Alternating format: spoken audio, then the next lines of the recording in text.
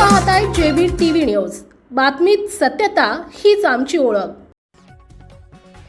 धुळे जिल्ह्यात 111% पाऊस, तरी उन्हाळ्याआधीच जलसंकटाची चाहूल। 329 गावं टंचाईच्या छायेत। धुळे जिल्ह्यात यंदा 111.7% समाधानकारक पाऊस होऊनही उन्हाळ्याची चाहूल लागताच पाणी टंचाईचे ढग दाटू लागले आहेत। हंगामात तुडुंब भरलेले जलप्रकल्प, नद्या आणि स्थानिक जलस्रोत आता वेगानं आटू लागल्यानं प्रशासनाची चिंता वाढली आहे। परिस्थिती हाताबाहेर जाण्यापूर्वी उपाययोजना राबवण्यासाठी जिल्हा प्रशासनानं तब्बल 2,10,13,000 रुपयांचा टंचाई आराखडा शासनाकडे सादर केलाय। प्राथमिक अंदाजानुसार जिल्ह्यातील 187 गावं आणि 142 वाड्या अशा एकूण 329 ठिकाणी ऐन उन्हाळ्यात पाणी टंचाई भेडसावू शकते। मागील वर्षीच्या तुलनेत यंदा विविध प्रकल्पांमधील पाणीसाठा 2 ते 5% कमी असल्याचं चित्र समोर आलंय।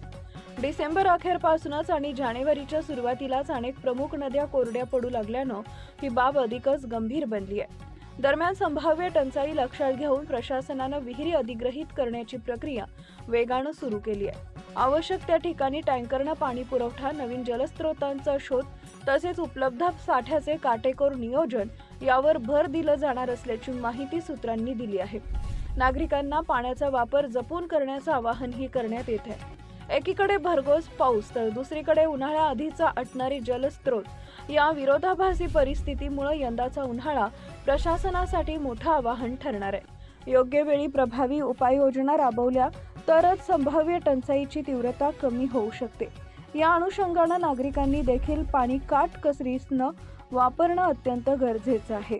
प्रतिनिधी परीक्षित परदेशी, धुळे। आपल्या परिसरातील महत्त्वाच्या बातम्या पाहण्यासाठी आजच आमच्या जेबी टीव्ही न्यूज चॅनलला YouTube वर सबस्क्राईब करा आणि बेल आयकॉन प्रेस करा।